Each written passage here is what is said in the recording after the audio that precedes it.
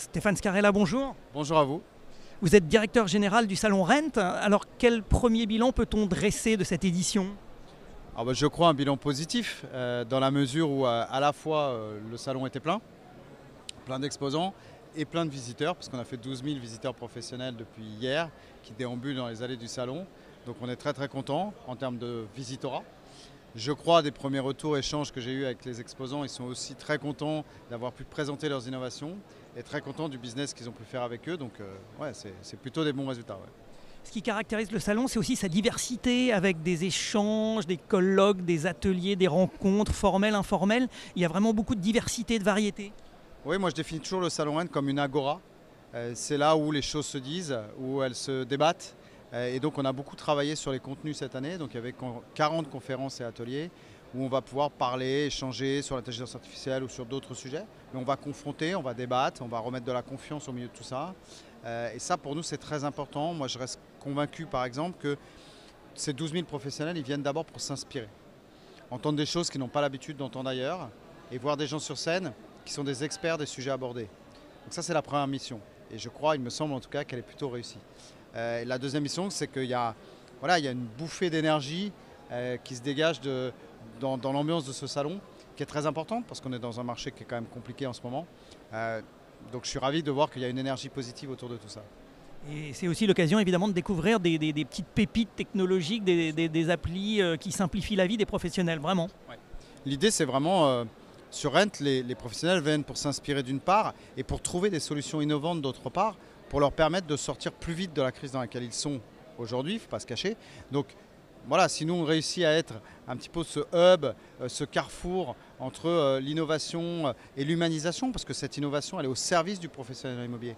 Elle est là pour le renforcer dans son rôle de tiers de confiance, de lui donner des nouveaux outils qui collent avec l'usage que font les Français aujourd'hui, comme vous et moi. Et justement, oui, vous l'avez évoqué, mais donc presque le paradoxe, c'est que tous ces outils technologiques renforce finalement l'aspect humain, le besoin d'accompagnement des clients qui n'a jamais été aussi fort. C'est un sujet de confiance. Nous, on est là pour donner des solutions innovantes à l'agent immobilier, pour faire en sorte qu'ils soient encore plus professionnels, parce qu'en face, il a des clients qui ont eux aussi monté leur niveau d'exigence. Comme tout à chacun aujourd'hui, vous utilisez des plateformes, Netflix, Spotify, que sais-je. Vous êtes aujourd'hui dans un monde de suggestion, de l'intelligence artificielle, vous l'utilisez tous les jours sans même le savoir. Donc vous avez un niveau d'exigence aussi dans votre parcours d'acheteur ou de vendeur ou de locataire. L'agent immobilier se doit aujourd'hui de répondre à ces attentes. Alors le salon est également un très bon baromètre. Qu'est-ce que vous ressentez de ce qui a été dit par rapport à la conjoncture à 2025? Est-ce que les signaux de reprise qu'on guette sont plutôt là? Indéniablement, il semble quand même présent. On a probablement atteint, je dirais, le fond de la piscine il y a quelques mois. Là, ça va quand même mieux depuis la rentrée et le mois de septembre. Il y a quand même des indicateurs macroéconomiques qui sont quand même intéressants. L'inflation a largement baissé, les taux d'intérêt baissent également. Voilà, c'est ce que je disais à la ministre du Logement tout à l'heure quand elle est venue, elle nous a fait la gentillesse de venir nous voir. Bon, il faut qu'ils actionnent un ou deux boutons au niveau législatif. Faire attention à ne pas faire de bêtises pour ne pas faire fuir les investisseurs par exemple. Faire attention à la fiscalité, aux droits de mutation. Et voilà, il y a tout ce qu'il faut derrière pour repartir. Il y a quand même un indicateur indéniable, c'est qu'on manque cruellement de logements dans ce pays. Il manque 1 million de logements en France, donc à un moment donné, l'équation, il va falloir la résoudre quand même. Bien sûr, et c'est ça, c'est-à-dire que le besoin de logement semble très fort, aussi bien de création de logements neufs que de surélévation, que de réhabilitation du patrimoine historique bâti. Voilà, il y a plusieurs formes évidemment que peut prendre ce logement. Toute la chaîne de valeur est impactée. Vous avez parlé des promoteurs, ils sont quand même dans le dur. C'est des cycles qui sont assez longs. Si on ne fait rien maintenant, on ne va rien voir avant 3-4 ans, ce qui est un drame.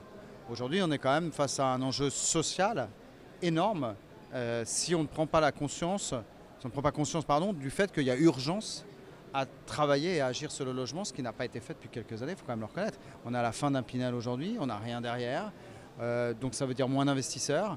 Et quand on sait par exemple que les investisseurs sont le premier parc locatif en France pour que les gens puissent se loger dans des locations, il ne faut pas s'étonner que ce soit un drame aujourd'hui pour le marché de la location et par exemple encore plus pour le logement étudiant.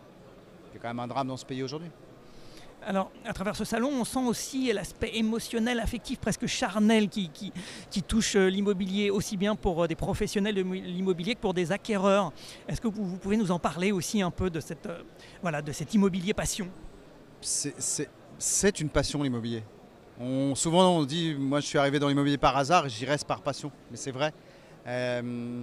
C'est l'achat d'une vie, c'est tellement important dans la vie des gens que voilà, oui, il y a une sensibilité, il y a ce sentiment de dire on construit pour l'avenir, on construit pour sa retraite, on construit pour son patrimoine, on construit pour ses enfants. Donc il y a un impact qui est quand même très très fort. Donc on joue avec cette émotivité-là, donc il faut faire très attention d'une part, et il faut être en capacité de pouvoir y répondre.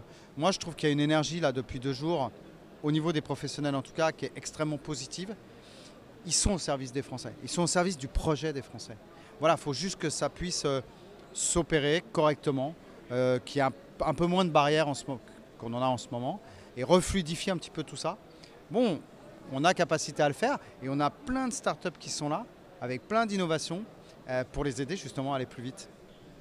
Et fort de ce succès, alors le Salon Rent 2025, il va ressembler à quoi? De quelle manière vous avez envie de le faire un petit peu évoluer? Je peux vous donner les dates déjà. 5 et 6 novembre 2025, porte de Versailles, même endroit. Écoutez, c'est toujours un challenge pour nous. On sort là d'une édition qui probablement aura été une des plus fortes, une des plus belles, avec une intensité, encore une fois, assez impressionnante.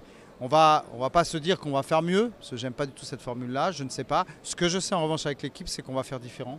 Et peut-être qu'en faisant différent, on aura une chance de faire mieux. On va essayer d'aller chercher, encore une fois, des nouveaux formats, des nouveaux contenus, essayer de prendre cette prise de risque pour proposer une autre expérience à la fois exposant et à la fois visiteur. Merci beaucoup en tout cas et félicitations. C'est moi qui vous remercie.